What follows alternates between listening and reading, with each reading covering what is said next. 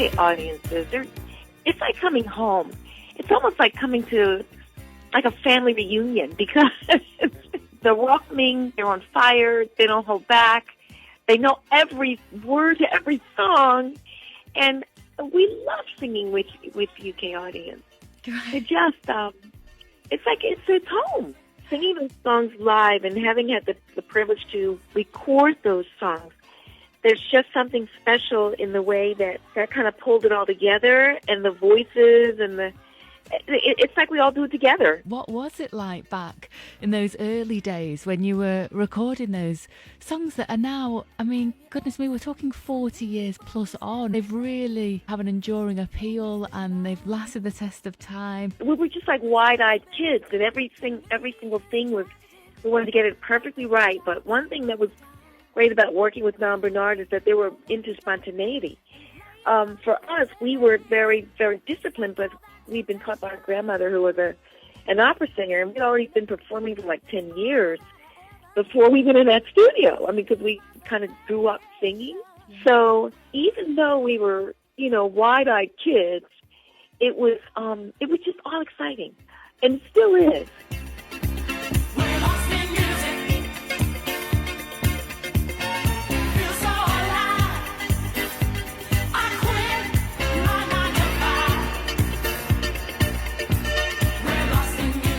During your career as well, you've experienced really political moments as performers as well, and been through that kind of landscape, backlash of disco, which had elements of, homophobia and racism involved with it, and dealing with that at that young age. Did you personally experience any of that? I tell you, I'll be honest with you, we just put out a press release on a movie that we're going to be doing called Life Song. It's actually my memoirs. And it's our story, and it's the music in that. There were all kinds of things that the political climate, the social climate of things, the backdrop of all the things that you're mentioning, all around.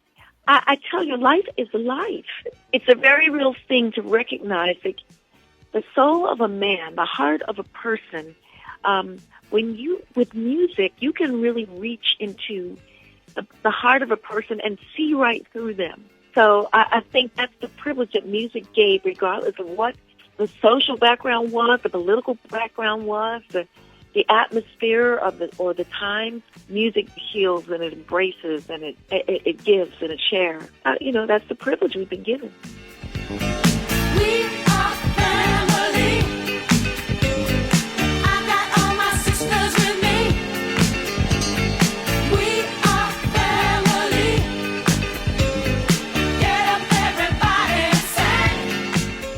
You mentioned the film. Can you tell me a bit more about it? Yes, it's the story of our experiences throughout life. It's like life has always been a song for us. I talk about, the lessons from Grandma. And, she was an opera singer. And then the lessons of all the artists that we met throughout the time. And the experiences like on stage. My grandma she taught us a cappella, to never rely on the music just in case it goes out. So everything that we learned was always without music. Well, very early on, we had a privilege of going to Zaire, Africa. I mean, like we were junior high and high school during that time. And this is part of the Rumble in the Jungle. Yeah. Oh, wow. And here we are on stage. The greatest thing is that Muhammad Ali at the time, he announced to the government that unless you open the gates and let all the people in, I'm not going to fight. They opened the gates and allowed everyone to come in free, and there were 80,000 people in the stadium. So here we are performing, and all the sound goes out. Okay? Everything goes, all the power goes out. So it's like, okay, Grandma, we're going to have to rely on what you told us. And so we just began to clap and sing and chant, and, everybody got involved. It was one of those, okay, do we panic? Or do we go into the lesson of Grandma? Lesson of Grandma, always.